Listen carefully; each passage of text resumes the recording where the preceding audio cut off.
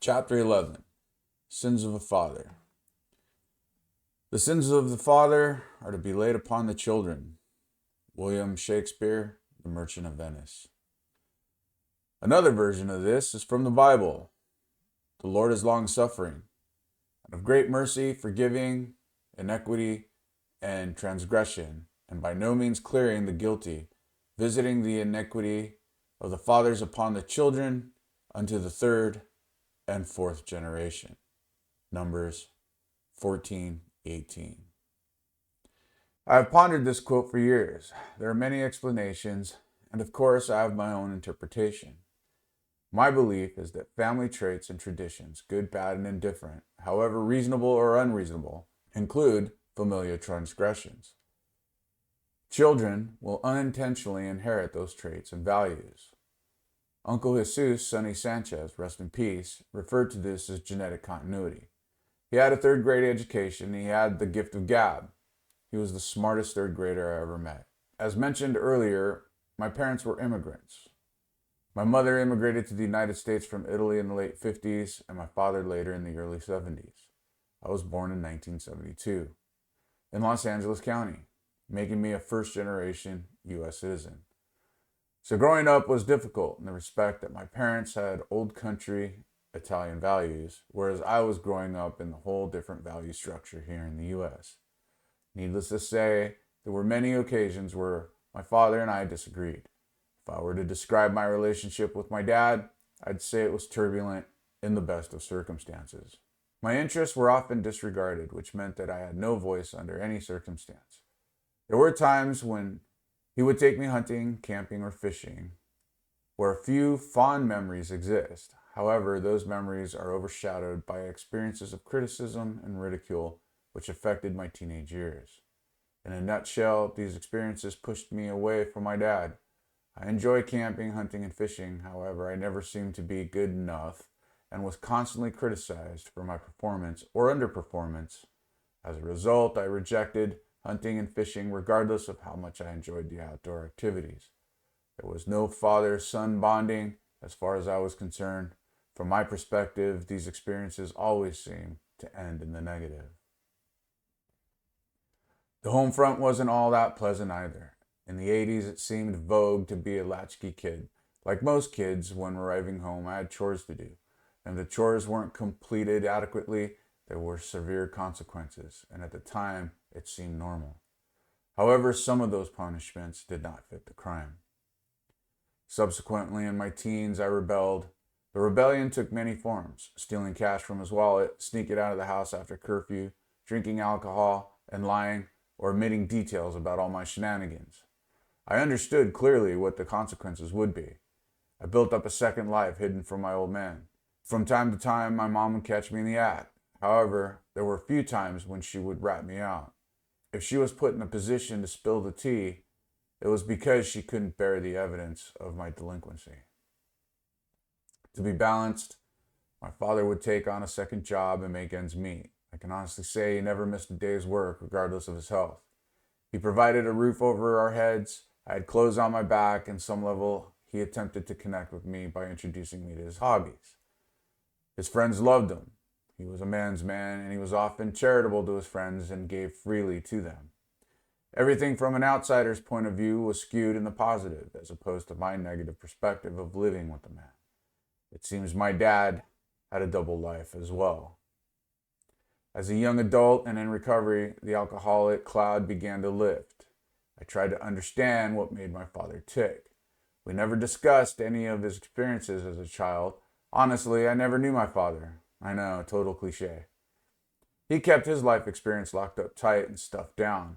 The little I did uncover was through third-party accounts, and from what I understood, he didn't have much of an upbringing himself. Actually, it was way more uncomfortable than my own experience. But does this absolve him of his sins? Over the last 30 years, I've tried to forgive the man for being a dick. I've tried putting myself in his shoes, and in some cases, I've lived in his shoes and experienced his experiences firsthand. He made sure of it. Outsiders have asked me not to judge him harshly. He wasn't knowledgeable and didn't understand his own shortcomings. I've taken all this into account.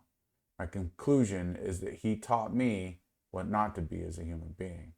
So I've spent the last 30 years in therapy, 12-step programs, and reading literature on various subjects such as religion, stoicism, and psychology to repair my understanding of who this man was.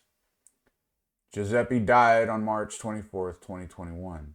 My sister called early that morning and informed me of what had happened. Prior to his death, he and I had been estranged for 8 years, the consequences of my seeking approval, affirmation, and attention, and love unrequited. I had lost all respect for Giuseppe. In spite of his attributes, he had many character flaws that I inherited. For the most part, he rode the coattails of the women in his life. This became clear after my mother divorced him and the death of his second wife in 2015. He simply gave up on life, becoming nihilistic to some degree and dependent on others for support. The irony in all of this is that people that were closest to him and knew him wanted nothing to do with him. As an unfortunate consequence, my younger sister shouldered the burden of his care as his health declined. I am grateful to her and her family for the sacrifices she made. In April of 2021, after Giuseppe's funeral, both my sister and I had to sort through his estate in Los Angeles. Sorting through the financial aspect of the estate was smooth and fair in my regard. I actually had no expectations when it came to the will.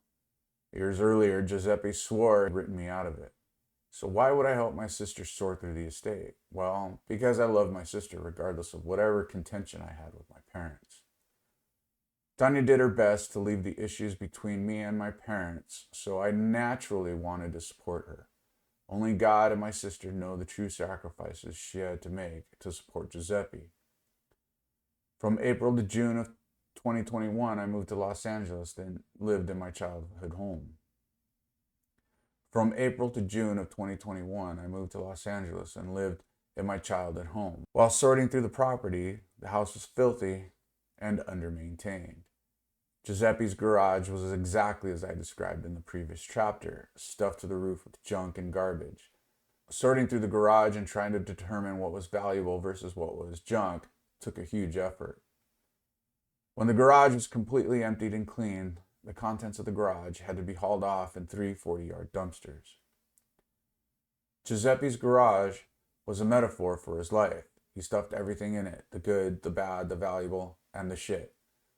All the items were in disrepair and neglected, including the valuable items, and in the end, most of it was ruined and worthless. A tragic metaphor, much like his life. As if this wasn't enough, through family channels we discovered that both Tanya and I have a half-brother. Imagine discovering at 48 years old that you have a sibling on the other side of the planet. While in Los Angeles, I was in therapy session and many of my childhood traumas were being discussed regarding my relationships to women and my need to simp. During the video meeting with my psychiatrist, I informed her of what had transpired. She asked how I felt about Giuseppe's passing, and I explained that I was relieved, as I didn't have to shoulder the burden I had placed on myself, and I no longer require his approval, affection, or attention. Giuseppe's passing represented freedom, not sadness. I felt the weight and the burden had finally lifted. I voluntarily took on my father's burdens and sins. Giuseppe ran from responsibility, and through his actions, he placed his biases, fears, hatred, and shame on me. I absorbed all of it as a child and shouldered his inadequacies through adulthood. As a consequence, I repeated his behavior, however different our life experiences were.